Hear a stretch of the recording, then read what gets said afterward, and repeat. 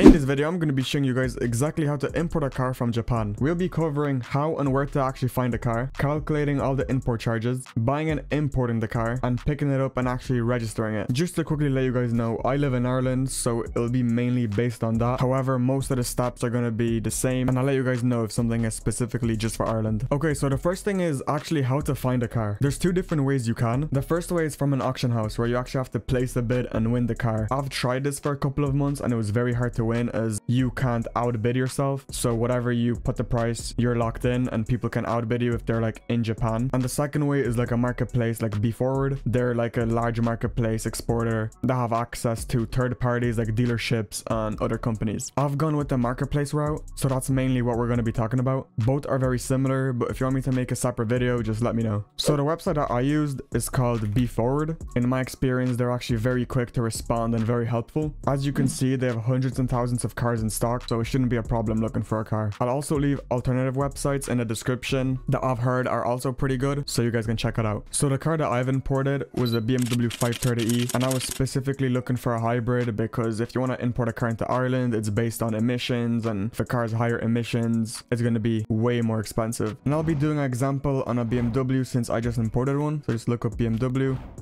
5 Series. And I know the ones I'm looking at are from 2017 to 2019, for example. And let me go hybrid. There's actually like not a lot of them. In Japan, they seem to be way more rare. But go here to sort by, low to high. And for example, I'm going to be importing this one right here. So let me just convert this to euros since that's what we use. And I made a calculator on docs, which you're just going to have to make sure what your VAT is in your country and your customs. I know when you're importing into Ireland from Japan, it's going to be 10% customs and 23% VAT. So depending if you change the number, as you see, it changes. So it's all correlated. So for example, if we just got the price of the car being 16,420, and if we paste it in, you can see that for the VAT and the customs duty, you're going to be paying a total of 2,500 euro. And calculating it yourself is very easy. So you just get the price of the car, you add on the duty first. I'm doing 110 instead of 10 to get the full amount, and then same thing for the VAT. And this is your final amount. This one is 22.4 because I added in the port charges on the declaration, but we'll get into that in a second. But to make it easier, you guys can use this calculator. The link will be in the description. And now we'll be going into how to change the actual plates. I'm not sure exactly how it works in other countries, so you're gonna have to just research that by yourself. If you're from Ireland, you can keep watching. If not, you can just head to this timestamp right here. And the website is down.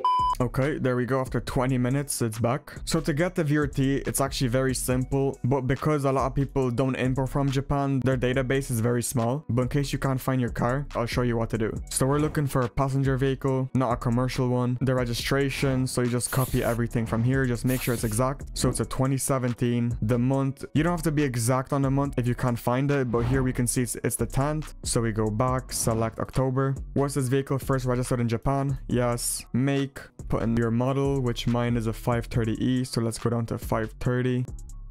And as I said, sometimes you might get this error because they don't have it in their database for some reason. So you can actually uncheck the registered in Japan. Just make sure you try to get the exact car because Japan models have their own unique codes, which as the rest of the world doesn't. So now as you can see, it found the actual car. Automatic. It's a plug-in hybrid. It's a 2-liter. Here we can choose that it's an M Sport. The mileage was 72,000 kilometers. So kilometers, 72,000. The NOx, I don't think this really matters. It won't change it too much. He's the main one. As you can see, the price is 2,700, and this should actually be 7%, not 9, because it's lower than 50 grams of CO2. As you can see, I took the exact same car, and it tells me that my car is under 50 grams. And if you look at the sheet, if it's under 50, it's meant to be 7%, and that's why it's 7% and not 9. And it's from the current market price that the revenue thinks it is. So because the current market price for this car is 24,000, it's 9% of this number. I don't know the easiest way to check the CO2, but if you want me to make a video on how to check the CO2, just let me know. It's not like a professional way, but it gets the job done. For most of you, this is going to be correct. So let's actually get the real number for this specific car. Once again, for most of you, you're not going to have to do this unless your car is a hybrid and has under 50 grams of CO2. But even then, it's only 2%, so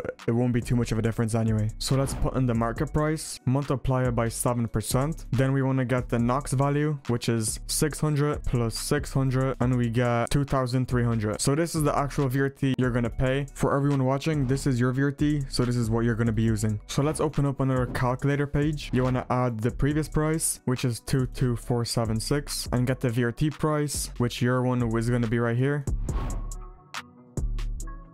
So this is going to be the last price you're going to pay for your car. Hopefully I didn't overcomplicate it. But once again, if you guys need any help, just let me know in the comments. So now that we have figured out how to actually calculate the charges, we can actually go ahead and buy the car. But before you do, is request a quote and get the exact price for the car. Also, you want to ask them to send over the car's grade sheet if it's not already included in the pictures. And it will look something like this. And this is basically marked by professionals telling you if there's any damages, the extras that are on the car, the mileage, and stuff like that. So pay attention to the image of the car with the letters, and those basically mean the different like defects that the car could have. Also the number at the top, which is from 1 to 5, 5 being the best, 0 being the worst. Anything from 4.5 and up is very good. You can still get 4, just make sure on the grade sheet and see exactly what the defects are. Everything from 3.5 and under I would stay away from, but it's not the end of the world when you look at the sheet and look at the picture of the car. So over here we have the main letters like scratches, dents, rust, corrosion, stuff like that. So just be aware of this. Now if you're satisfied with everything, you'll be giving a bill to pay, and after it's paid, they're going to email you your COP page, which is basically just like a tracking page, and they're going to send you information like your documents, the carrier, the ship your car is on, etc.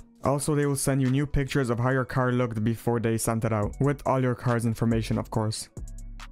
This will probably be the most important part, which is contacting your customs clearance agent so they can clear your car through customs. Without this, you will not be able to pick up your car from port, but because it will take 2 to 4 months for your car to even come, so you'll have plenty of time to finish it. I recommend customsdeclaration.ie. They were very quick and explained everything perfectly for me, so there'll be a link in the description. They charge around 120 euro, which is not bad at all. Before you buy it, you can email them and let them know that you're importing a car, and they will let you know exactly what you need. After you already received all your documents in the mail and sent them over to the customs agent, they will then send you the price of the VAT and customs duty. You'll just have to bank transfer them the money. After they receive the money, they will send over the customs declaration. This is the document you're gonna have to show to the shipping company, but whenever they will need it, they will ask you for it. And for now, that's everything you have to pay until your car comes into port. You'll just have to wait for an email from the shipping company to let you know when your car is expected to be at port. Now, when the shipping company emails you with your car's arrival time and where to pick up your car, they will also send you over an invoice for the port charges, which mine came out to 140, so yours should be very similar, maybe even less if your car is smaller. They will also ask you to send a bill of lading over to their office, which is like a receipt that they have your cargo. The shipping company will ask who your customs agent is, as the shipping company is gonna have to send your car's estimated arrival to your customs agent. So now that you sent out your bill of lading, you paid the port charges, you have the customs declaration, and you get your car's estimated arrival, you can then go and pick up your car. Just remember that it's not road legal, so unless you have some kind of export plates or trade plates, you're gonna have to tow the car, which could cost anywhere from 100 to 300 euro. On the email for your car, you should get the location where exactly to pick up your car. So once you're gonna be at the gate for the parking lot, they will ask you for the customs declaration. You can just read the email and see exactly what you need to bring with you. After you're in, you're probably gonna have to head to some kind of office, and then they will lead you over to your car and give you the keys. After that, you're most likely going to have to load up the car yourself, and you can drive it back, and that's it. And now you just gotta tow it back home. Now I'm gonna be talking about changing the plates again, so if you're not from Ireland, you're gonna go to this timestamp right here. So every time I see people importing cars from Japan, I see they always have some kind of problem with the CO2 or the documents they bring, or they can't provide something, or forgot to bring something to the VRT center, which this literally happened to me. I had to go 5 different times because something went wrong or I brought in the wrong thing. So I'll explain everything so you won't make my mistake. Another thing is you might need to bring the car again so they can check the mileage and VIN, but I'll just give them a call to make sure, just so you won't have to tow the car again. So after you make a VRT appointment, before heading there, you should bring the following. You have to get and fill out a VRT VPD1 form, which is a vehicle purchase details form. As you can see, it's very easy to fill out. You just have to put in some personal information and some car details. Also, you want to make sure you bring your car invoice, proof of address like a bank statement, proof of identity like your license for example, your PPSN, your customs declaration form, the English version of the export certificate, which you shouldn't gotten in the mail, the bill of lading. You should also have that online, so you can just print another one if you sent out your previous one, and your car's CO2 and NOx emissions. This is probably the hardest one, as people always don't know where to find information. Sometimes it's on your export certificate. So on your export certificate, look if you have a CO2 or NOx values. But even I struggle with this one. Some people said as well, once you're on a VRT website, you can actually take a screenshot of the entire page after you put in your car information, and they usually accept that as well. And that's about it. While I'm editing this video, I was going through the revenue website again, and I actually overlooked something. I'll put the link in the description, and when you scroll down more than halfway through, you will see here, it shows the actual Japanese websites for where to get the NOx and the CO2. So if we open up both of them, and for this you want to download Excel, you can just search up XLSX. You can download XLSX spreadsheet, and now when you go back to one of the websites, the CO2 or the NOx, on the revenue website, it says the CO2 is meant to be somewhere here, but the problem is when you open one of these, it will open with the spreadsheet we just downloaded. You can see there's going to be like a lot of different cars, so you might have to go through a lot of these links to even find out. Obviously these are Japanese brands, but if you were looking for your own, you would be looking at these, which are the model codes, and you should have this basically everywhere from the website you bought it, on your invoice, on your export certificate, and then the CO2 is right here. So just go through all these links, you'll be able to find your CO2. Another way that you might be able to get the CO2 and NOx is if you contact a dealer you bought the car off or the website you bought off, and they might be able to provide you with it. So after all this and you finally get your VRT done, you should get a VRT sheet with your number plates, and you want to go to a shop that can print plates. Most shops with car parts can print plates. After that, all you have to do is do an NCT, the national car test, to see if your car is roadworthy, and then just road tax, and that's about it. And just to summarize very quickly in 6 steps is to find your car, calculate your tax, get a quote and purchase the car, get a customs agent and pay the fees, get an email from the shipping company, send over your bill of lading and pay the port charges, pick up the car and make a VRT appointment, and then just do the NCT and pay the road tax. And that's literally about it. Once you do it once, you're gonna realize how actually easy this was, because before I wanted to import my car, everyone was telling me that's too hard, it's way too expensive, it's too much hassle. But depending on the actual car you want to buy, it could be very profitable. They don't have my exact year, which is 2017, and most of Irish spec is kind of basic. I bought my car in the low 20s, and let's just say that I can still sell it for profit. And that's going to be it. I really hope you guys learned something new from this video. If you're having any trouble, need help, or have suggestions for any other videos you'd like me to make, just let me know in the comments, and I'll see you guys in the next one. Peace.